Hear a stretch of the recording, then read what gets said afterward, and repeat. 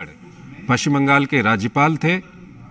कल ही उन्होंने पश्चिम बंगाल के राज्यपाल पद से त्यागपत्र दिया है और साथ ही साथ जगदीप धनखड़ एक वकील रह चुके हैं और इसके साथ साथ वो चंद्रशेखर की सरकार में पार्लियामेंट्री अफेयर्स मिनिस्टर भी वो रह चुके हैं। 1990-91 के दौर की हम बात कर रहे हैं, तो काफ़ी अनुभव उनके पास है।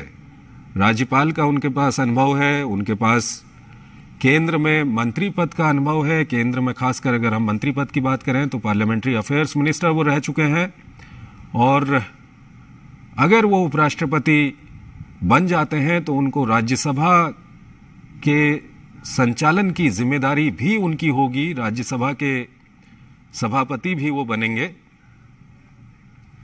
तो उनका ये अनुभव वहां पर भी काम आएगा। इस वक्त आप देख रहे हैं नामांकन पत्र रिटर्निंग ऑफिसर लोकसभा के सचिव को सौंप दिया गया है। ये सीधे दृश्य इस वक्त हम आपको दिखा रहे हैं संसद भवन से, जहां पर प्रधानमंत्री नरेंद्र मोदी, गृह मंत्री अमित शाह, रक्षा मंत्री राजनाथ सिंह, बीजेपी अध्यक्ष जेपी नड्डा और उसके अलावा तमाम एनडीए के नेता, जिनमें अनुप्रिया पटेल भी दिखाई दे रही हैं, केंद्रीय मंत्री तोमर भी वहां पर मौजूद हैं और तमाम केंद्रीय मंत्री, तमाम एनडीए के नेता वहां पर मौजूद हैं और इस वक्त नामांकन दाखिल करने की प्रक्रिया चल रही है। तो एनडीए के उपराष्ट्रपति पद के उम्मीदवार हैं जगदीप धनखड़, जो राज्यसभा के महासचिव के कमरे में इस वक्त वहां पर नामांकन दाखिल कर रहे हैं। प्रधानमंत्री नरेंद्र मोदी, गृह मंत्री अमित शाह, रक्षा मंत्री राजनाथ सिंह, बीजेपी अध्यक्ष जेपी नड्डा और उसके अलावा तमाम केंद्रीय मंत्री, एनडीए के नेता वहां पर मौजूद हैं और इस वक्त नामांकन दाखिल करने की प्रक्रिया इस वक्त चल रही है। और जैसा कि हमने आपको बताया कि जगदीप धनखड़, जो मूल रूप से राजस्थान के रहने वाले हैं और उनके अनुभव की अगर हम बात करें तो वो 1990-91 के दौर में चंद्रशेखर की सरकार में पार्लियामेंट्री अफेयर्स मिनिस्टर वो रह चुके हैं और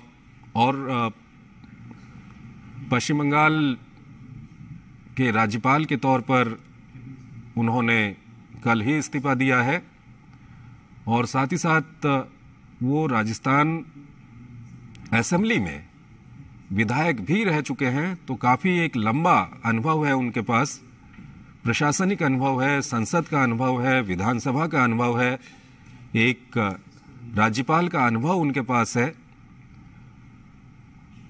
और सबसे महत्वपूर्ण बात यह है कि इस वक्त जो राजनीतिक गणित है वो भी उनके पक्ष में है और ऐसे में अगर वो चुनाव जीत जाते हैं और भारत के उपराष्ट्रपति बनते हैं तो उनको राज्यसभा के वो सभापति भी होंगे और राज्यसभा के संचालन की जिम्मेदारी भी उनके पास होगी। और उनका जो पुराना अनुभव है, चाहे वो संसद का अनुभव हो, राजस्थान विधानसभा का अनुभव हो या उसके अलावा 1990-91 के दौर में चंद्रशेखर की सरकार में वो पार्लियामेंट्री अफेयर्स मिनिस्टर रह चुके हैं, तो उसका अनुभव है, ये सारा अनुभव उनके काम आएगा। और इस वक्त ये सीधे दृश्य हम आपको दिखा रहे हैं संसद भवन से, जहां पर एनडीए के उपराष्ट्रपति पद के उम्मीदवार जगदीप धनखड़ इस वक्त नामांकन दाखिल करवा रहे हैं। प्रधानमंत्री नरेंद्र मोदी वहां पर मौजूद हैं, गृह मंत्री अमित शाह, रक्षा मंत्री राजनाथ सिंह, बीजेपी अध्यक्ष जेपी नड्डा और तमाम जो एनडीए के नेतागण और केंद्रीय मंत्री हैं वो वहां पर मौजूद हैं। तो ये सीधे दृश्य इस वक्त हम आपको दिखा रहे हैं।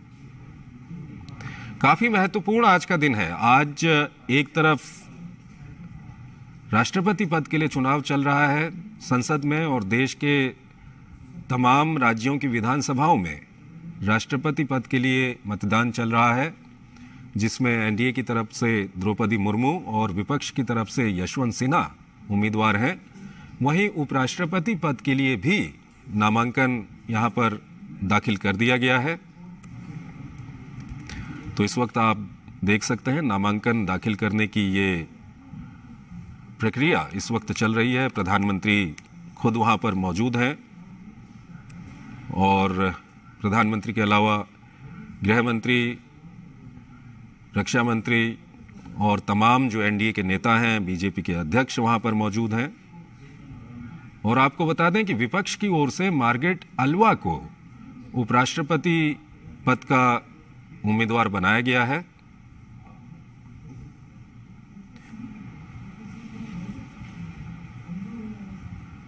तो लोकसभा के सचिव हैं उत्पल कुमार सिंह, उनके समक्ष ये नामांकन इस वक्त दाखिल किया जा रहा है। तमाम एनडीए के नेता वहां पर मौजूद हैं, खुद प्रधानमंत्री वहां पर मौजूद हैं, गृह मंत्री अमित शाह, रक्षा मंत्री राजनाथ सिंह, बीजेपी अध्यक्ष जेपी नड्डा, ये सभी लोग वहां पर मौजूद हैं। और आप देख सकते हैं कि उपराष्ट्रपति पद के जो उम्मीदवार हैं एनडीए के, जगदीप धनखड़, वो भी यहां पर मौजूद हैं।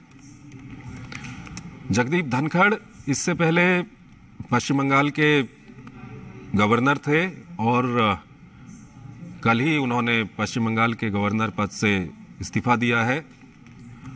और उनके पूर्व के राजनीतिक जीवन पर अगर हम नज़र डालें तो संसद सदस्य रह चुके हैं, वो राजस्थान विधानसभा में सदस्य रह चुके हैं। साथ ही साथ 1990-91 के दौर में चंद्रशेखर के मंत्रिमंडल में वो पार्लियामेंट्री अफेयर्स मिनिस्टर रह चुके हैं। तो उनका ये तमाम जो अनुभव है, वो अनुभव अगर वो चुनाव जीत जाते हैं, जो संख्या बल है, जो गणित है, वो पूरी तरह से उनके पक्ष में है इस वक्त। और अगर वो चुनाव जीत जाते हैं और भारत के उपराष्ट्रपति बनते हैं तो राज्यसभा के संचालन की जिम्मेदारी भी उनके पास होगी।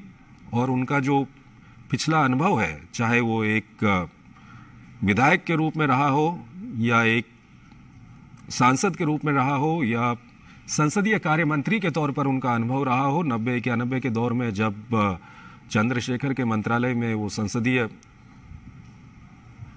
चंद्रशेखर के मंत्रिमंडल में वो संसदीय कार्य मंत्री थे, तब का उनका अनुभव, ये सब अनुभव उनका है जो काफ़ी उनके काम आने वाला है। इस वक्त आप देख रहे हैं नामांकन की प्रक्रिया वहाँ पर चल रही है। उत्पल कुमार सिंह लोकसभा के सेक्रेटरी जनरल हैं, उनके समक्ष ये नामांकन वहाँ पर दाखिल किया जा रहा है। और विपक्ष की ओर से मार्गरेट अल्वा को उपराष्ट्रपति पद का उम्मीदवार बनाया गया है। और जो अभी तक खबर मिल रही है उसके अनुसार मंगलवार को, यानी कि कल, वो अपना नामांकन दाखिल करेंगे। फिलहाल नामांकन दाखिल करने के बाद एक जो रिसीप्ट की पर्ची दी जाती है, वो पर्ची इस वक्त दे दी गई है। और आप देख सकते हैं प्रधानमंत्री का अभिवादन स्वीकार कर रहे हैं जगदीप धनखड़। तो एक महत्वपूर्ण पल है। और इलेक्टोरल कॉलेज की अगर हम बात करते हैं तो राष्ट्रपति चुनाव में संसद सदस्यों के अलावा राज्यों की जो विधानसभा के सदस्य होते हैं वो मतदान करते हैं। लेकिन अगर हम उपराष्ट्रपति चुनाव की बात करें तो इसमें सिर्फ संसद